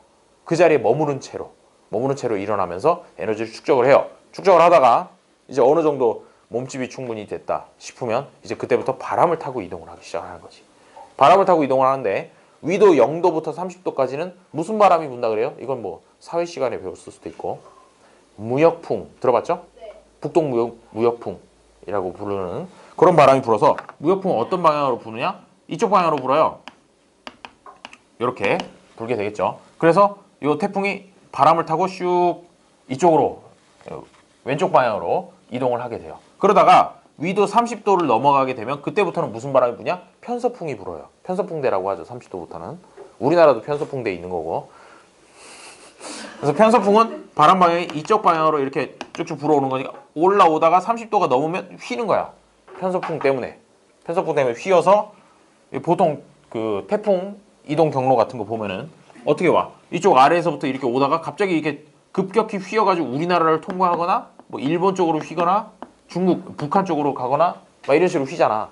그게 사실 편서풍 때문에 그런 거야. 편서풍 때문에 그런 거고 이 과정에서 얘가 힘을 축적하면서 중심기압이 자꾸 떨어지는데 그 중심기압이 950 헥토파스칼 정도까지 떨어지게 되면 이거 그냥 보기에는 뭐 한 60 헥토파스칼 정도 떨어졌으니까 많이 떨어진 거 아니라고 생각하는데 이 정도면 엄청나게 강한 태풍이 되는 것이야. 중심기압이 낮으면 낮을수록 더 강한 바람이 불게 돼요. 왜냐하면 주변에 비해서 기압이 크게 많이 났기 때문에 바람이 불어 들어가는 바람 자체가 훨씬 더 강해진다고. 그래서 이 숫자가 작으면 작을수록 더 강한 태풍이 되는 것이고, 그리고 강한 태풍이라는 얘기는 바람이 세게 부는 그런 태풍이 되는 거죠. 그리고 이때 축적한 수증기 이런 것들을 다니면서 비로 쫙쫙쫙 뿌리니까 비도 엄청나게 오고 바람도 엄청 많이 부는 그런 태풍이 형성이 된다는 것이죠. 북태평양의 따뜻한 곳에서 돼요. 근데 이런 게 갑자기 이렇게 요 동북아시아에만 영향을 끼칠 리는 없잖아, 전 지구에서. 그래서 이런 비슷한 것들이 한 4개 정도가 주로 크게 구분이 되는데, 우리나라 쪽을 비롯한 여기를 영향을 주는 애들을 태풍, 영어로는 타이푼이라 그래. 타이푼이라는 녀석이 있고, 그거 말고 이제 대서양 쪽에서부터 생성이 돼가지고 미국에다 영향을 주는 애들을 허리케인이라고 이렇게 불러요. 들어봤죠? 허리케인이라고 부르고, 그 다음에 인도 옆에 인도양이 있는데, 인도양이라고 바다가 있어요. 인도양에서 생성돼가지고 인도 쪽으로 영향을 주는 애들 윌리윌리라고 불러요. 원리는 똑같아요. 원리는 똑같은데 거기 이제 지역에 따라서 이름을 부르는 게 조금 다른 거지. 마지막으로 이제 유럽 쪽에다 영향을 주는 녀석들이 있는데, 걔네들은 들어본 적 있을 것 같은데 사이클론이라고 불러요. 사이클론이라고 이렇게 해서 전부 다 태풍들인데, 태풍 같은 애들인데 이름이 이렇게 지역에 따라서 부르는 이름이 조금씩 다릅니다. 원리는 다 똑같아요. 따뜻한 바닷물이 쭉 올라가면서 세력을 오랫동안 한 자리에서 키우면 중심기압 쫙 떨어져가지고 걔네들이 한 가지 빼먹었네. 그 중심기압을 이렇게 이 세력을 확장하는 사이에 가만히 있는 게 아니라 지구가 계속 자전을 하잖아. 자전을 하다 보니까 얘가 소용돌이를 치기 시작해. 소용돌이 모양이 나타나는 건 지구 자전 때문에 그런 현상이 일어난다까지만 알아두면 태풍에 대해서는 웬만큼 되겠네요. 자, 오늘 수업은 여기까지 하고요. 그 다음에 내일은 요 45페이지부터 해가지고 아마도 49페이지까지 이렇게 풀게 될 것인데, 그러고 나서 일요일날 우리 보충이 있단 말이에요. 일요일날 보충 처음 듣는 분들은 아시죠? 원래 하던 시간, 지금 하는 시간 너무 늦다. 하는 시간에 하게 되거든요. 되겠네요. 일일에도 똑같은 시간에 하게 되거든요. 올 수 있죠? 그래서 일요일 날에는 그래서 일요일에는 뭘 할 거냐? 오투 여기 지구 시스템 부분에 해당하는 문제를 보도록 할 겁니다. 그러니까 미리미리 좀 풀어주시는 게 좋지 않을까 싶네요. 자, 오늘 수업은 여기까지 하도록 하겠습니다. 나도 제주시 갈 것 같은데. 뭐 맨날 제주시